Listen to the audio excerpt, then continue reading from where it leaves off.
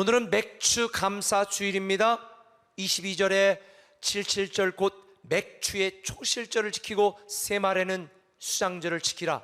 하나님은 본문에 보니까 총 3가지의 절기를 지키라고 말씀하시면서 안식일도 지키라고 명령하십니다. 제가 몇 주 전에 말씀드린 걸 다시 복습해 보면 무교절은 6월절이죠. 오늘날로 말하면 고난주간과 부활주일을 의미한다고 할 수 있습니다. 맥추절은 오늘 우리가 함께 드리는 첫 열매를 드리는 맥추 감사주일이고요, 수장절, 장막절이라도 불리는 건 오늘날의 추수감사주일, 모든 것에 대하여 감사는 절기인 거지요. 안식일은 오늘날로 말하면 우리가 주일에 하나님을 예배하는 이 날이 바로 그 날인 거지요. 특별히 오늘 저와 여러분들이 함께 예배하는 이 맥추감사주일은 출애굽기 23장 16절에 맥추절을 지키라, 이는 첫 열매를 거둠이니라. 그런데 무엇보다도 우리가 오늘 예배하는 이 맥추감사주일은 상반기와 하반기를 가르는 분기점에 있는 주일입니다. 1년으로 말하면 상반기 하반기를 가르는 인생 1년의 하프타임이 되는 그런 시간입니다. 그래서 중요합니다. 우리는 올해 새해에 신년 예배를 드리면서 새로운 인생의 시작을 선포했습니다. 그러나 많은 분들이 불안한 인생이 시작되고 두려운 인생이 시작되고 괴로운 인생이 시작된 분들도 있을지 모르겠습니다. 그러다 보니까 새로운 인생을 위하여 어떻게 하면 내가 이 상황을 개선하고 이 환경을 바꿀 수 있을까? 어떻게 하면 장소를 바꾸고 사람을 바꾸고 직장을 바꾸고 사업을 바꿀 수 있을까 고민합니다. 그러나 그런다고 새로운 인생이 시작되는 게 아닙니다. 믿음이 새로워져야 됩니다. 저는 오늘 지난 상반기 여러분이 어떻게 지냈든지 관계없습니다. 하반기 새로운 믿음으로 새로운 인생을 다시 시작하기를 예수님의 이름으로 축원합니다. 그러기 위해서 꼭 기억해야 될 2가지가 있습니다. 첫 번째는 이겁니다. 우리가 만든 신앙을 버리라는 것입니다. 우리가 만든 신앙을 버리라. 오늘 본문 17절은 말합니다. 너는 신상들을 부어 만들지 말지어다. 신상들을 부어 만들지 말라는 거예요. 왜 하나님은 이런 명령을 하셨을까? 이 배경을 잠시 설명하면 오늘 출애굽기 34장 전에 출애굽기 32장에 어떤 사건이 나온 줄 아세요? 금송아지 사건이 나옵니다.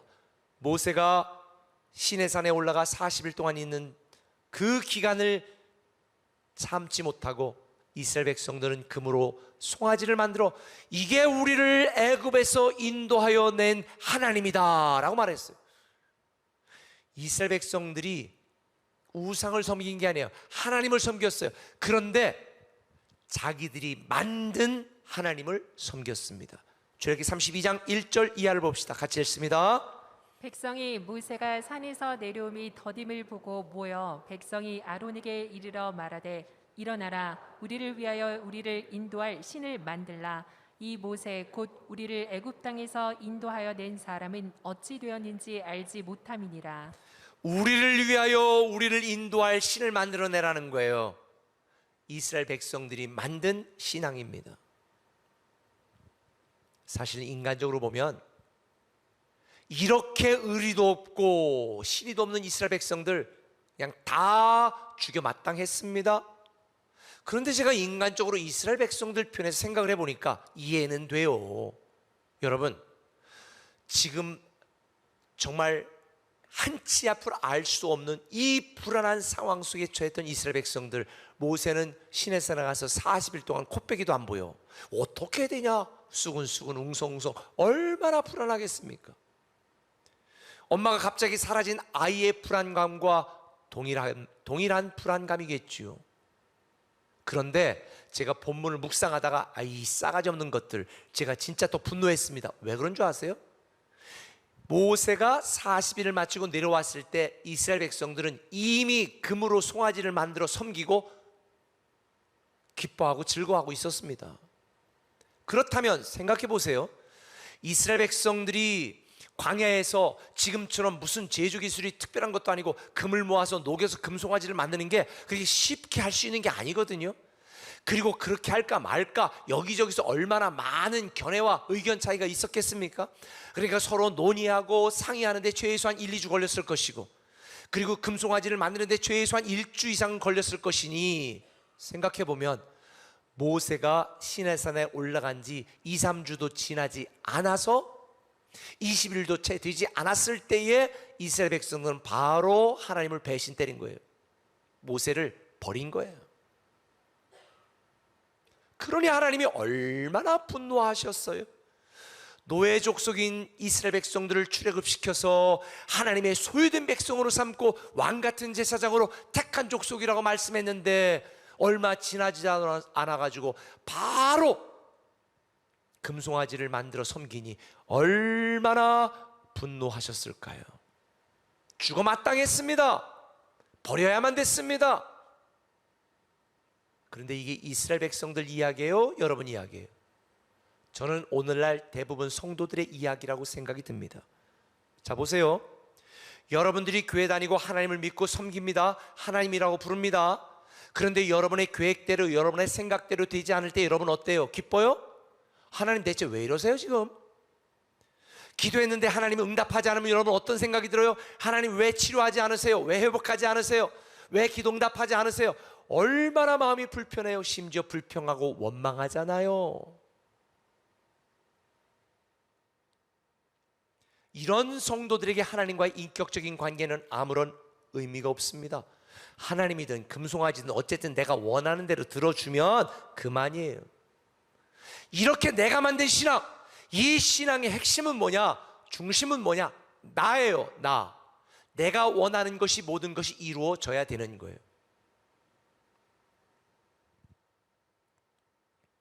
그저 하나님은 내 이익과 내 소원과 내 기도를 응답해 주셔야 되는 분이에요. 내가 구하는 대로 다 즉각 응답하셔야지요. 이런 기복신앙을 다른 말로 표현하면 인본주의 신앙입니다. 사람이 주인이 되는 신앙. 그런데 진짜 신앙은요, 내 인생에서 내가 중심이 되는 게 아니라 하나님이 내 인생의 중심이 되고 내 인생의 핵심이 되는 것이 진짜 신앙입니다. 근데 이걸 알지 못하고 많은 사람들은 하나님을 부르고 하나님을 믿고 있지만 사실은 내가 주인이 되는, 내가 만든 신앙을 하고 있는 경우가 참 많습니다. 제가 지난 생수예배 때 말씀을 드렸는데요, 하나님이 우리가 원하는 대로 응답하시고 이루어주시고 다 채워주신다면 우리는 지금 괴물됩니다. 자, 초등학교 다니는 아이 유치원 때부터 엄마 나 사탕 안 먹어, 초콜릿 원하는 대로 줬습니다.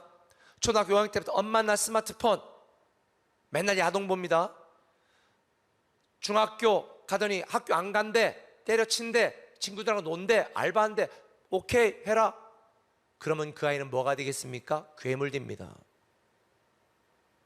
만일 하나님이 우리가 원하는 대로, 뜻하는 대로, 기도하는 대로 100% 다 들으셨다, 우리는 지금 가장 죄악되고 타락되고 부패한 인간이 되었을 것입니다.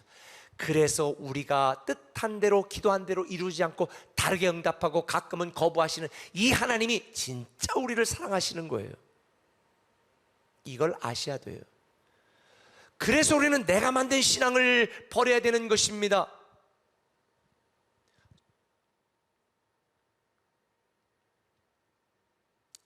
종교개혁자 존 칼빈의 표현처럼 지금 우리 마음은 우상을 만드는 공장과 같아요. 내가 처한 상황과 처지에 따라 우상을 달리하면서 끊임없이 내게 필요한 우상들을 제조하고 만들어요. 그래서 하나님은 오늘 본문에서 무교절을 지켜라, 맥주절을 지켜라, 수장절을 지켜라, 안식일을 지켜라, 이러한 세 가지 절교와 규례를 말씀하고 있는 거예요. 여러분 알다시피 이 모든 규례와 절기의 핵심이 뭔 줄 아세요? 하나님이 너희를 다스린다, 하나님의 통치권, 하나님이 만물의 주인이다, 하나님의 주재권, 하나님이 내가 가진 이 세상의 모든 것의 주인이다, 하나님의 소유권을 인정하고 기억하라는 것이 모든 절기와 규례의 목적이에요. 특별히 19절에 보면 77절 곧 맥주절은 초실절이다 그랬어요. 초실절은 첫 번째 난 것을 드리는 절기예요. 그래서 이 맥주절은 11조와 함께 맥을 같이 하고 있다고 했죠. 왜? 첫 열매를 드리면서 내 모든 소유권은 다 하나님께 있다는 걸 고백하는 신앙이기 때문에. 주일 예배는 내 모든 존재가 하나님의 통치와 다스림 속에 있다는 걸 고백하는 예배가 신앙 고백인 거죠. 그런데 오늘 많은 성도들이 이런 하나님을 믿지 못하고 불안해요. 두려워해요. 교회 간다고 밥 먹여주냐? 기도한다고 사업이 잘 되냐? 그런 불안한 마음을 갖고 있습니다. 그런 분들에게 제가 오늘 감동적인 말씀을 하나 소개할게요. 24절에 보면 내가 매년 3번씩 여호와 내 하나님을 뵈려고 올 때에 아무도 내 땅을 탐하지 못하리라. 이게 무슨 소리인 줄 아세요? 절기를 지키려면 모든 남자들은 1년에 3번씩 살던 곳을 떠나 하나님께 예배하러 나아가야 됐습니다. 그러면 남아있는 아내와 자녀와 재산들은 외적들이 침입해서 다 털어갈 수도 있었어. 아브라함도 그런 상황을 당했죠. 그러니 하나님 앞에 예배를 갈 때 불안해요? 안 불안해요? 오늘 여러분들이 가게 문 열어놓고 그냥 갓 들어온 알바생에게만 맡겨놓고 여기 예배 드리러 왔다. 불안해요? 안 불안해요? 불안하지. 그런데 하나님이 말씀하는 거예요. 내가 3번씩 여호와를 뵈려고 예배를 올 때에 아무도 그 땅을, 내 땅을 탐하지 못하리라. 어떻게 한다는 거예요? 하나님이 지켜주신다는 거예요. 하나님이 보호하신다는 거예요. 하나님이 책임지신다는 거예요. 하나님이 인도하신다는 거예요.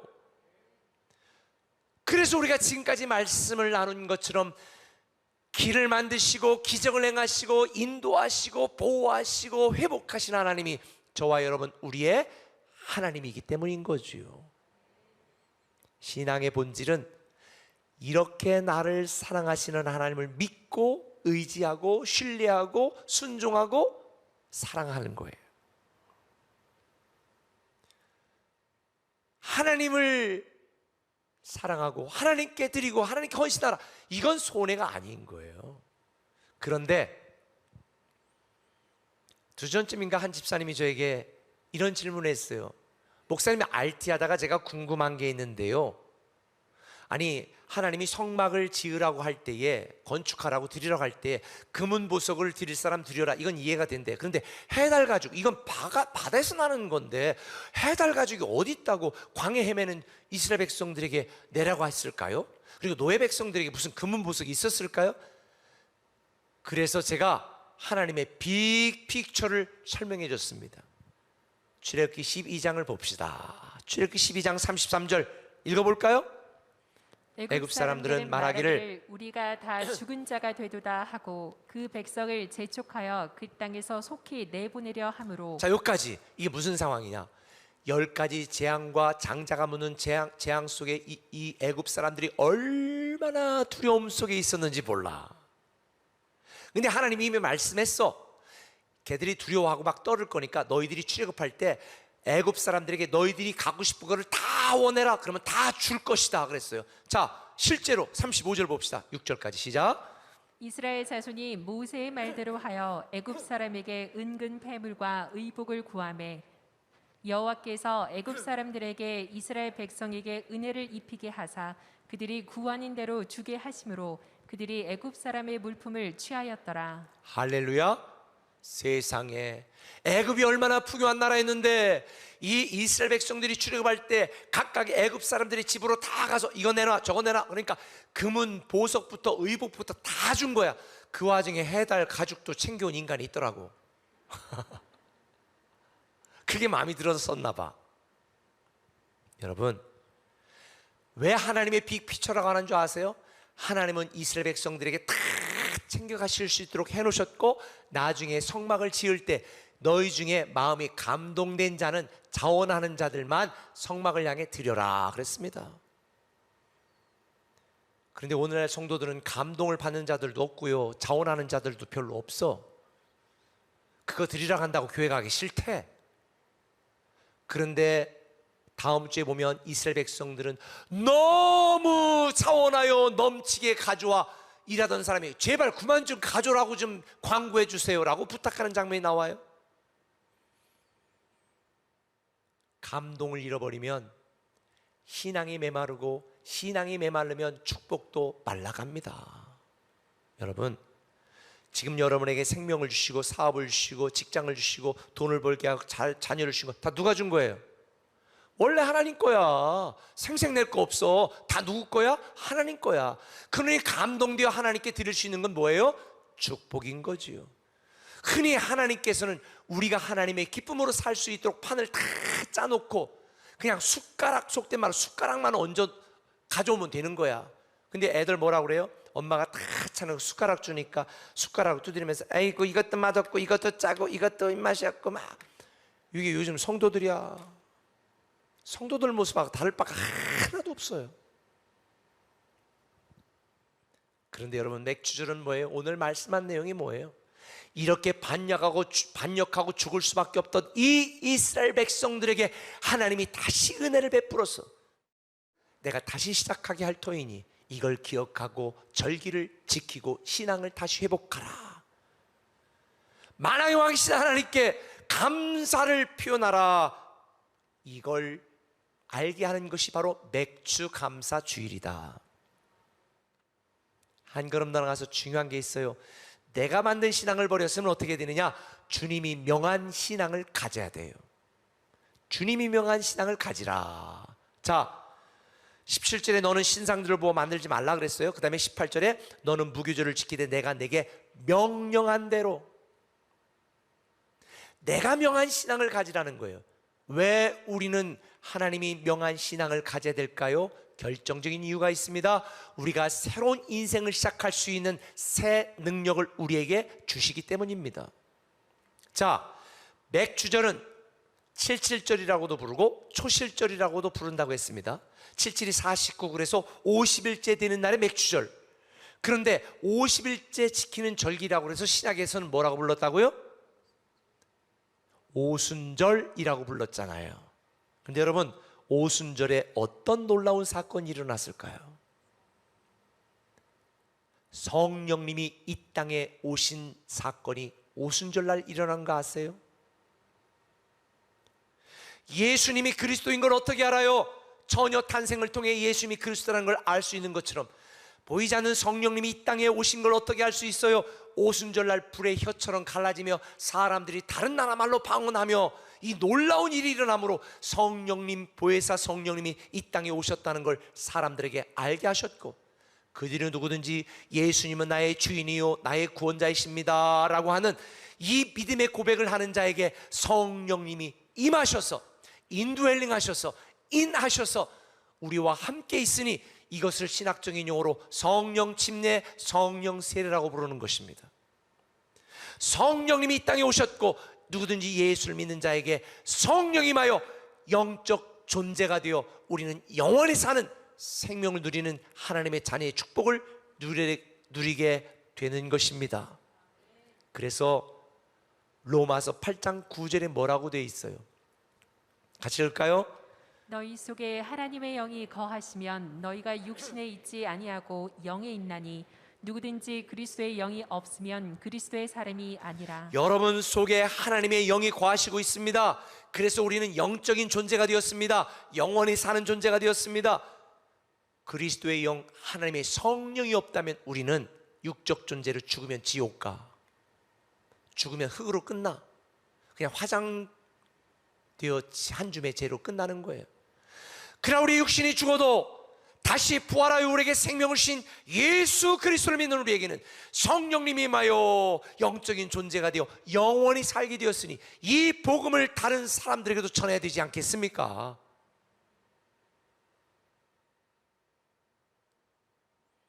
그래서 우리는 하나님이 명한 신앙을 가져야 새 능력을 가지고 새로운 인생을 시작할 수 있는 거예요.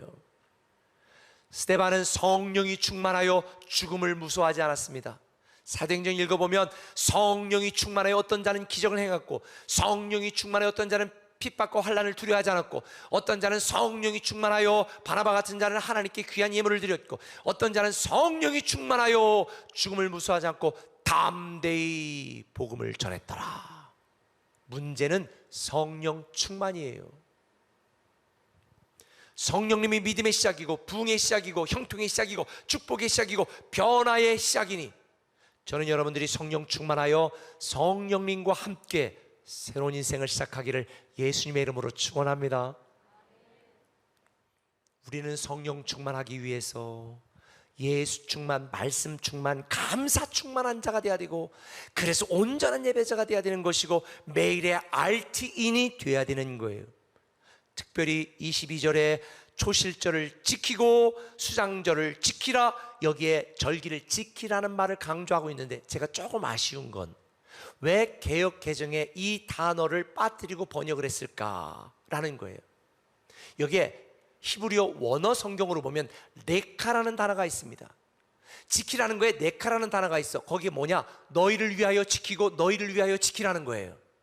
이 네카, 너희를 위하여라는 이게 빠져 있어. 너무 아쉬워. 왜 절기를 지키라고요? 왜 온전한 예배자가 되라고요? 여러분을 위하여. 그래서 신명기 10장 13절에 뭐라고 말했습니까?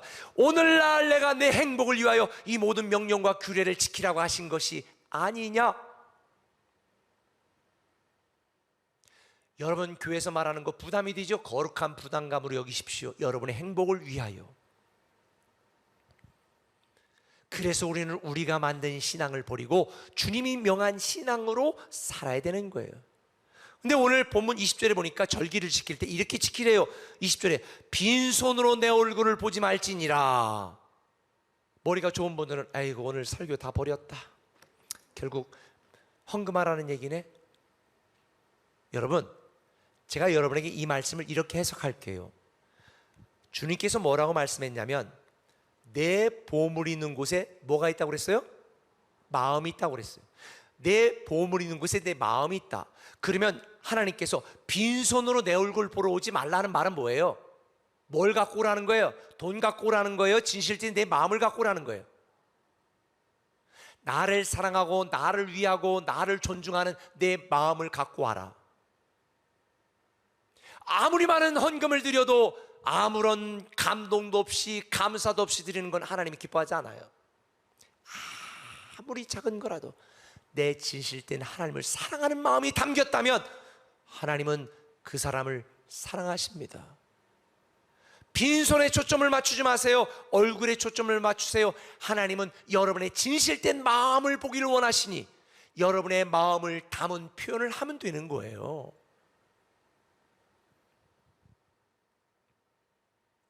(23절에도) 매년 3번씩 주여와 이스라엘의 하나님 앞에 보일지라. 하나님 앞에 보이라는 거예요. 아니 집에서 하면 안 돼. 꼭 하나님 앞에 나가야 돼? 이유가 있어요. 사랑의 관계는 말로 유지되는 것이 아니라 행동으로 유지된다. 지금 교회 오고 싶어도 방역 지침이나 여러 자기가 직장에 처한 상황 때문에 못 오는 분들이 꽤 많아요. 너무 안타까워. 그래서 온라인으로 집에서 가정성전에 예배 드리잖아요. 그러나 가능하면 현장에 와서 예배를 드려야 됩니다. 본당에 못 들어와 사람이 많아서 2층의 카페나 북카페에서 교실에서 예배를 드린다 할지라도 와서 예배 드리는 거예요. 왜? 행함으로 우리의 하나님에 대한 사랑을 보여주는 거잖아요. 왜? 믿음은 행함으로 증명하는 거니까. 그래서 하나님은 빈손 들고 오지 말아라, 굳이 하나님 앞에 보여라, 이렇게 강조하시는 거예요. 성령님이 저와 여러분들에게 새 능력을 주시니 우리는 다시 시작할 수 있습니다. 우리를 돌보시고 책임지시고 사랑하시는 이 하나님을 믿고 신뢰하면 우리는 다시 시작할 수 있어요. 새로운 인생의 시작은 우리의 믿음이 새로워질 때만 가능합니다. 그래서 고아의 아버지, 기도의 사람 조지 물러는 이렇게 말했습니다. 믿음은 사람의 능력이 끝나는 곳에서 시작된다. 여러분, 나는 도저히 안 된다, 이제는 틀렸다, 희망 없다, 난 사람이 없다. 바로 지금이 성령님의 능력으로 새로운 인생을 다시 시작할 때인 줄 믿으시길 바랍니다.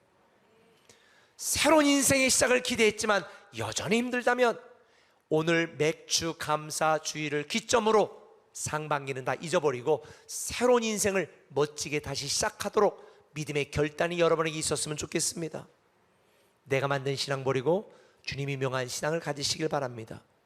나와 내 인생을 책임지시는 하나님께 큰 감사를 드리고 새 능력을 주시는 성령님과 함께 올 하반기 기필코 새로운 인생이 시작되기를 예수님의 이름으로 축원합니다.